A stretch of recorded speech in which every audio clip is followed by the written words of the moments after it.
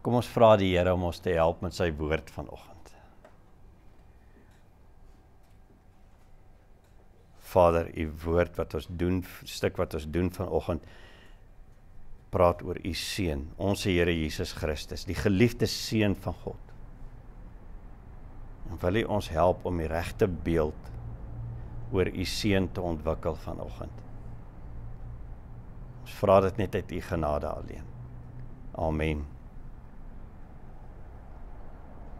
Ons is in Kolossense en ons is besig in Kolossense 1 en ons is besig om na die beeld in ons vensterraam te kyk waarvan ons gepraat het. Dat daai vensterraam wat Paulus van die begin af verduidelik, waar jy Christus sien, die evangelie sien en jy kyk nie weg nie, want as jy wegkyk verloor jy perspektief.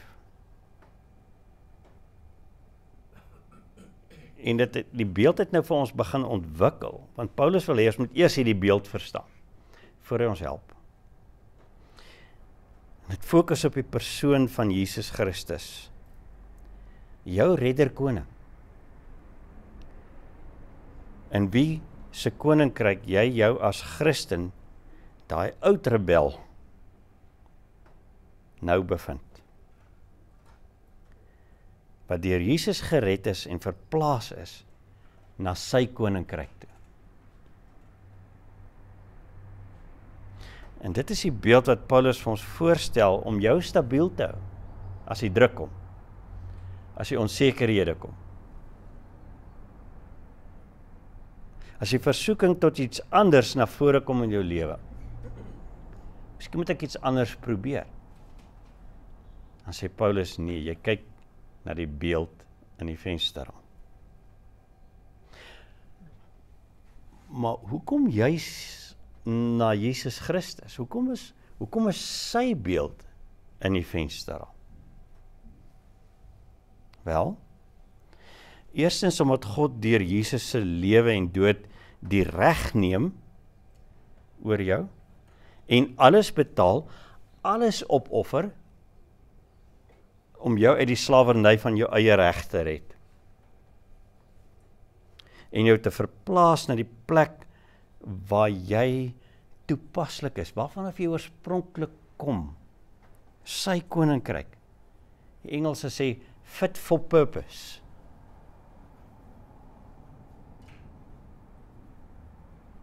Jy's in sy geliefde seun se koninkryk. Waar jou wese, jou menswees, tot sy geliefdheid herstel is. Hy het 'n verhouding met jou.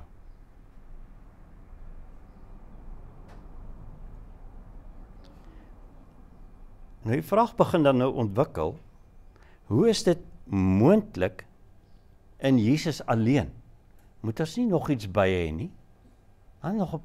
Nog 'n paar backups wat ons kan insit nie? En ons hoekom vra, hoekom dan Jesus, en hoekom net Jesus, is baie belangrik.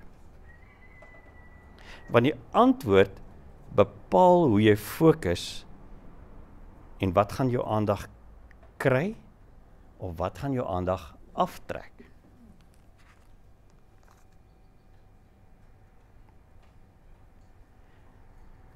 En om hier weg te spring, kan ons vra, wie Jesus dan nou werklik is.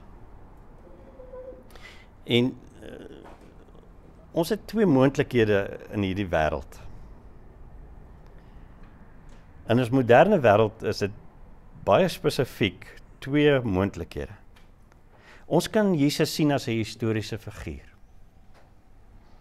'n Bekende mens, baie bekend, en die historiese, daar's eintlik niemand van hulle wat dit met oortuiging kan ontken dat Christus gelewe het nie. Hy was op hierdie aarde. Maar hy sterf, en die hele opstandingsidee is net te ver gesog om waar te wees. So, ons moet hom sien as 'n bietjie, ons moet so 'n bietjie sout bysit, 'n knippie sout, né? Want dit moet mitologies wees. Ons moet dit allegories sien, soos wat die groot woord daarvoor is. Jy moet dit sien as 'n beeld, nie waarheid nie, dit is 'n beeld. Hy staan in ons harte op. Nie in werklikheid nie. Dis 'n een manier. Nou onmiddellik is daar 'n paar vrae wat begin opkom.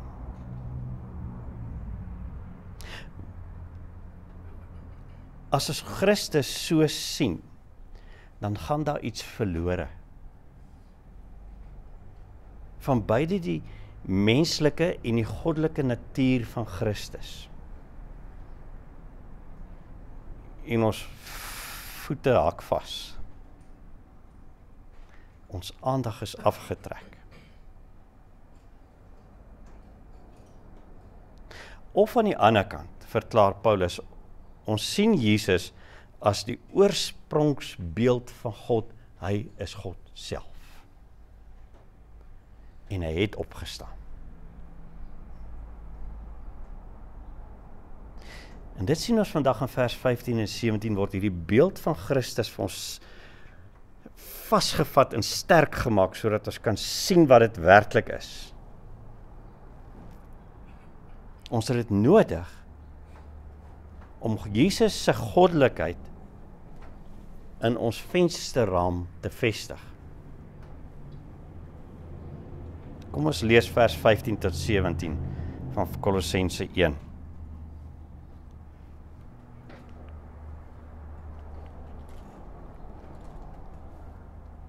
Kolossense 1 vers 15. Die Seun is die beeld van die onsigbare God, die eerstgeborene oor die hele skepping.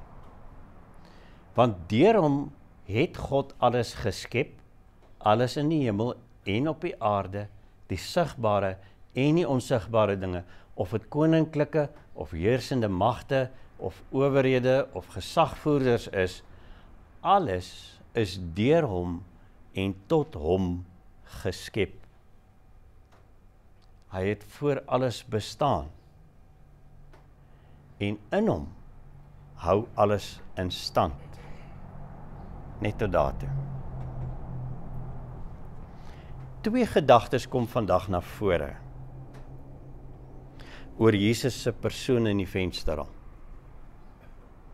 Die eerste ene is, Jesus is die enigste manier om God te verstaan. En die tweede ene is, Jesus is die enigste gesag wat ons hoef te verstaan. Ons begin by Jesus is die enigste manier om God te verstaan. In vers 15 verwys na Jesus, die Seun van God, as die beeld van die onsigbare God. En hierdie beeld speel op twee vlakke uit. Die eerste ene is, eers is Jesus vir ons die ware mens, soos die mens werklik moes wees, perfek. En dit trek ons aandag, want vir ons om 'n nuwe mens te wees, moet ons deel kry aan Jesus se mens. Hoekom? En dit bring ons by die tweede vlak. Want in die tweede vlak, net in Jesus sien jy die geopenbaarde God. Sonder Jesus is daar nie 'n verstaan van God nie.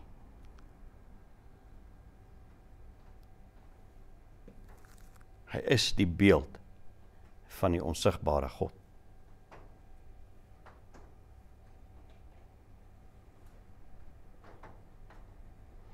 Tot waar kan jy God sien? Hoe diep in jou wese kan jy kyk en God sien?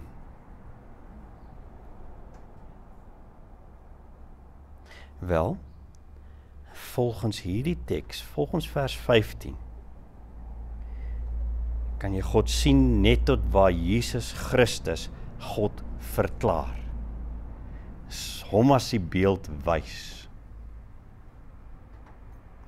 Net hy is die beeld van God wat sigbaar is. Daar's nie 'n ander manier om God te sien nie.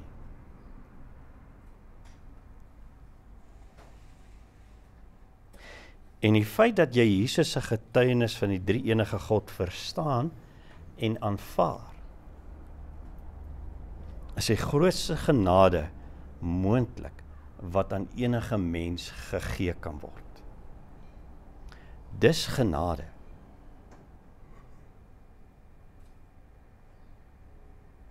En daarom kan ons God net verbeeld in Christus. Ons kan daai beeld raak. In ons woorde, en in ons gedrag, en in ons motiewe. As ons 'n nuwe mens in Christus Jesus is. En dit is die doel van ons redding. Dis hoekom ons gered is. Sodat hierdie beeld na vore kan kom. Daar's geen verhouding met God moontlik sonder Jesus nie. Dis die wegspringplek. Daar's geen verhouding met God moontlik sonder Jesus nie, nie na die sondeval nie, en ook nie voor die sondeval nie. Hy bly die beeld van God van voor die skepping af. En om dit te verstaan, moet ons die volgende deel in vers 15 in ag neem. In vers 15 se tweede helfte verklaar Paulus Jesus ook die eersgeborene oor die hele skepping. Ons het gelees, hy is die beeld van die onsigbare God, en dan sê hy, die eersgeborene oor die hele skepping. Nou hierdie term eersgeborene is vir ons moderne mense bietjie verwarrend. Ons het nie eintlik meer so 'n proses nie. Ons praat nie meer op daai manier nie. Ons gebruik nie meer daai beginsel regtig nie. Dit klink asof dit net die oudste kind is. En dit is so. Dit is gewoonlik so om gewees vir hierdie mense. Maar in die Midde-Ooste en in Klein-Asië, waar Kolosse geleë is, word die begrip ook gebruik vir die een wat verkies word om leiding te neem. Nie noodwendig die oudste een nie. Dit kan 'n ander een uit die familie ook wees. Genesis is vol van hierdie tendens om die voortreffelikste, die eerder as die oudste een te kies. Dink maar aan Abel en Kain. Abel word gekies. Dink maar aan Isak oor Ismael. Dink aan Jakob oor Esau. En dan Josef, die tweede jongste van die hele gros van hulle, 12 seuns vir Jakob. Die tweede jongste ene word gekies om te lei, om God se werk uit te voer. En hulle is almal so geneem, nie uit 'n menslike oogpunt uit nie, maar uit God se oogpunt uit. God het dit gedoen. En dit is nou hoe Jesus voorgestel word van hier af. Hy is die voortreffelike een, oor en in die hele skepping. Nou, hier moet ons ook 'n verwarring uitskakel. Baie maklik lees mense, hy is die eerstgeborene oor die hele skepping, dit wil sê, God het hom geskep. En dis nie wat hierdie teks sê nie. Hierdie teks sê, hy is die voortreffelike een. Die een waar die Godheid besluit, jy gaan die leiding teenoor die mens gee. Jy gaan die skepingswerk doen. Hulle neem al drie saam deel. Maar die leiding, die instrument, is Jesus Christus. Hy is verantwoordelik vir die ontstaan en die instandhouding van die hele skepping. Alles wat bestaan. Maar ook vir die manier hoe ons God hierin sien en verstaan. Dis sy verantwoordelikheid om God se beeld te wees en dis sy verantwoordelikheid om die eersgeborene rol te vervul. Die drie-enige God vertrou Jesus Christus met alles. En dit lei ons na ons tweede gedagte toe vandag oor Jesus. Die tweede gedagte is, Jesus is die enigste gesag wat ons hoef te verstaan. Ons hoef nie enige verstaan van God buite Christus te soek nie. Die hele idee van wat jy sien, draai nou na eienaarskap toe, in vers 16 en vers 17. Kom ons lees dit weer. Want daarom het God alles geskep, alles in die hemel en op die aarde, die sigbare en die onsigbare dinge, of dit koninklike of heersende magte, of owerhede, of gesagvoerders is, alles is deur hom en tot hom geskep. Hy het voor alles bestaan, en in hom hou alles stand.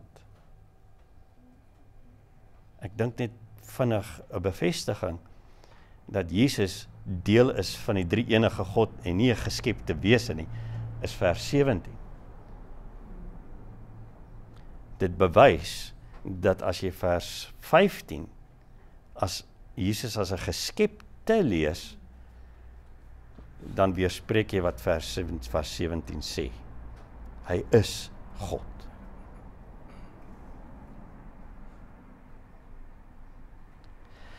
Jesus is die voortreffelike, die eersgeborene, want hy is die skepper en hy is die instandhouder deur wie die drie-eenheid optree in hierdie heelal. Alles is deur hom en tot hom geskep. Jesus is die uitvoerende en die ontvangende gesag as dit by die skepping kom. Dit is 'n geslote sisteem. Dit is syne. As jy hier deurkyk, dan laat Paulus geen twyfel staan nie. 3 keer noem hy dit, dat alles in Christus ontstaan het. En dit is waaroor Jesus sy gesag uitoefen. Oor alles.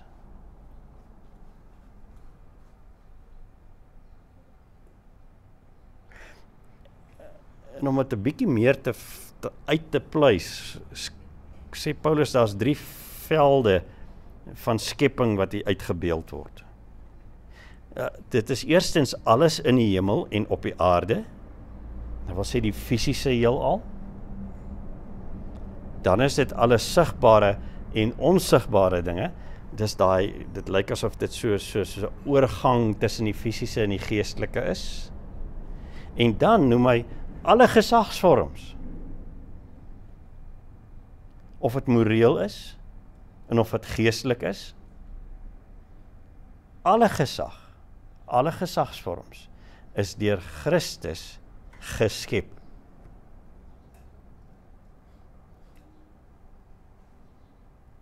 En ons kan begin spekuleer. Okay, nou wie en wat is al hierdie gesagsvorms byvoorbeeld? Daai wat ons daar gelees het, al die of dit die koninklike of heersende magte of owerhede of gesagvoerders is. Nou, ons kan daaroor begin, jy kan nou daar begin krap. Nou, wat presies? Maar Paulus is hier baie spesifiek en baie kripties, doelbewus. Hy sal later daaroor praat. Maar vir nou is die fokus Jesus se voortreffelikheid. Nie hierdie gesagte en magte nie. Nie hoe groot die heelal is nie, maar Christus wat dit geskep het.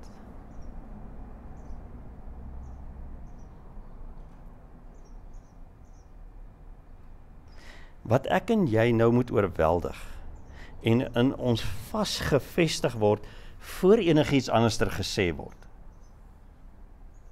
is niks en niemand dra gesag en vermoë soos Jesus nie. Niemand. En niks dra gesag en 'n invloed buite sy omvang nie, van sy gesag.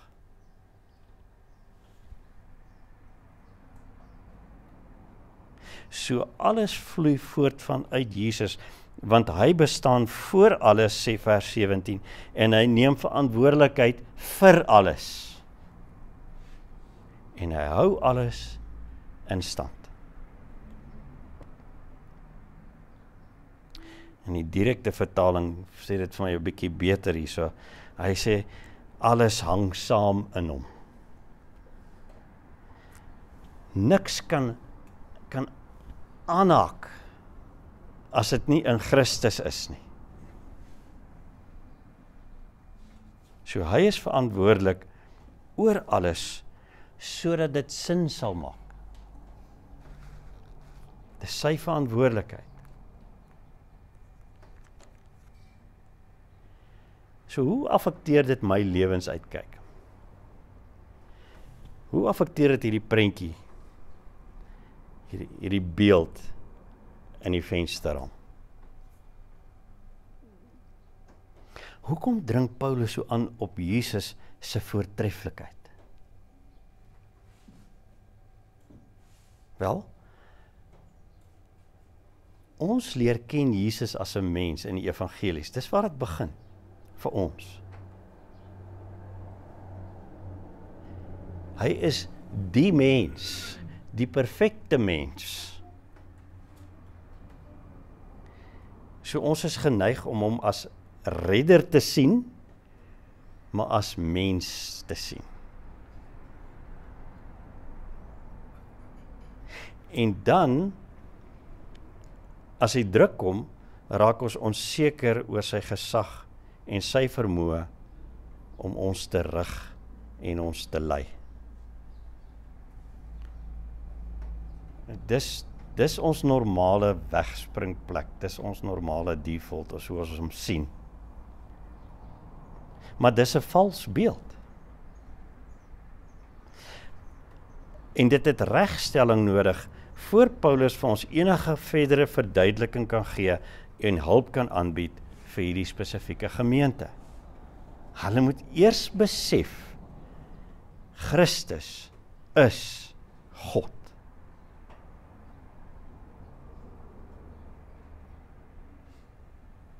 Want Jesus is die eerste ware verkose nuwe mens, en as ons nuwe mense in hom wil word, dan is ons ook in hom verkies. In God verkies. Luister mooi. God verkies jou. Wil jou eerder hê in die beeld van Christus. Hy wil jou nie hê in die beeld van 'n rebel nie. Hy wil jou nie in die beeld hê van 'n ander godsdiensvorm nie. Hy wil jou hê in die beeld van Christus. As jy daarteen rebelleer, of enigiemand anders daarteen rebelleer, of iets daarteen rebelleer, dan is dit 'n illusie van selfstandigheid waarop jy begin staat maak. Jy dink jy kan self regkom.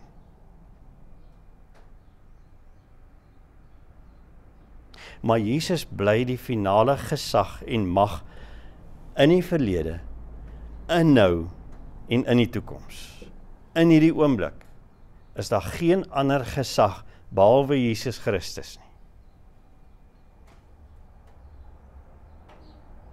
Hy bly die finale gesag.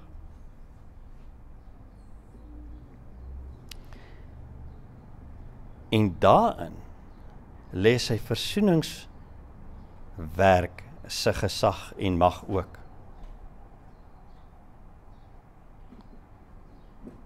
Sy versoening met die mens en sy versoening met die hele skepping. Hy behou dit, hy onderhou dit, hy hou alles in stand. Hy red jou, hy lei jou, en hy hou jou, vir altyd, selfs al voel jy onseker en verlore. Jy's veilig.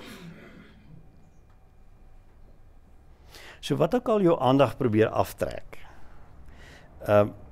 van binne jouself af, of van buite af, miskien voel ek kwalifiseer nie om 'n Christen te wees nie. Ek moet net hierdie paar goeders ook nog nakom. Of ek moet die wet ook nog nakom. Ons praat nou van die rituele wette van die Ou Testament. Of ek moet jy weet, jong, jy moet net onthou hierdie demone, hulle, ons moet daarop fokus, ons moet hulle rondjaag. Of engele, jy moet net die engele se vermoëns najag.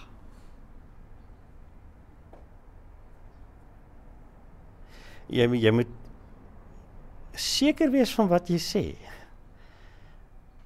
As jy sê, Jesus het die wet en die profete vervul. As jy doodseker. Moet ons nie nog iets by doen.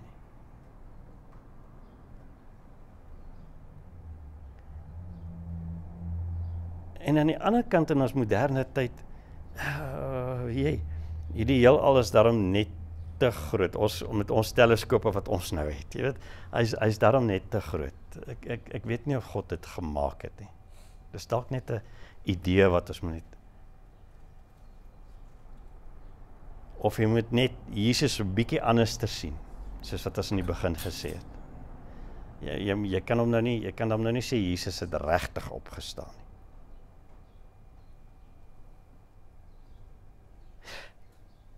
Jesus is die enigste manier om jou verhouding met God te verstaan. Wanneer daai drukpunte kom. En Jesus is die enigste gesag wat jy moet navolg as daardie drukpunte kom. Kom ek gee vir julle 'n voorbeeld. Sommer 'n vars voorbeeld. Gisterand klim ons in die bed en ek lê en ek laat toe dat daar so 'n gedagte in my insluip oor iemand. En ek raak so emosioneel ontsteld dat hier teen 1 uur se kant toe slaap ek nog nie. Want ek het hierdie beeld in my kop en ek lê rondrol oor dit en ek dis totaal en al 'n illusie, man.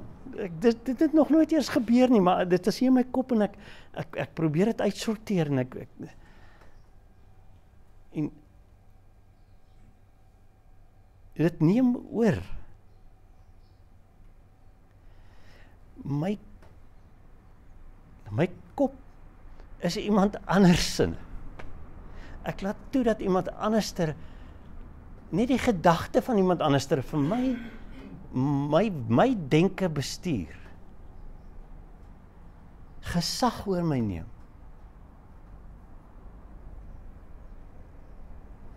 Wie is in beheer? Wie versoen?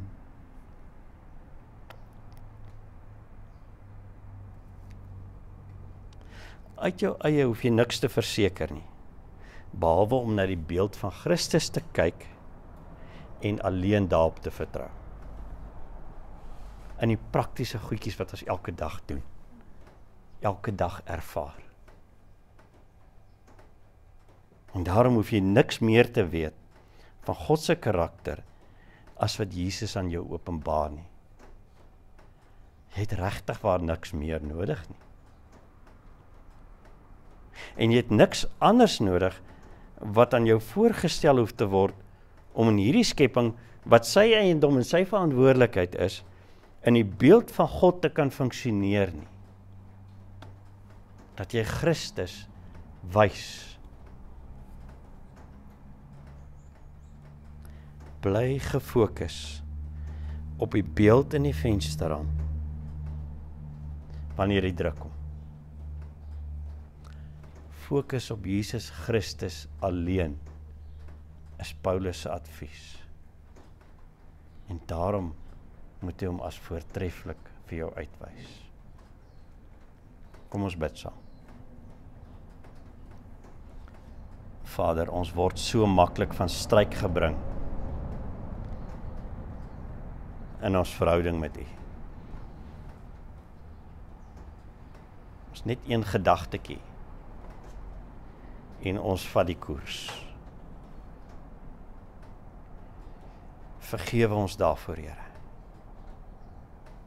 Vestig die voortreffelikheid, die beeld daarvan, van U goeie, geliefde Seun, Jesus Christus, in ons, Here, sodat ons nooit weer omkyk nie, maar net na hom. Ons dank U daarvoor. Amen.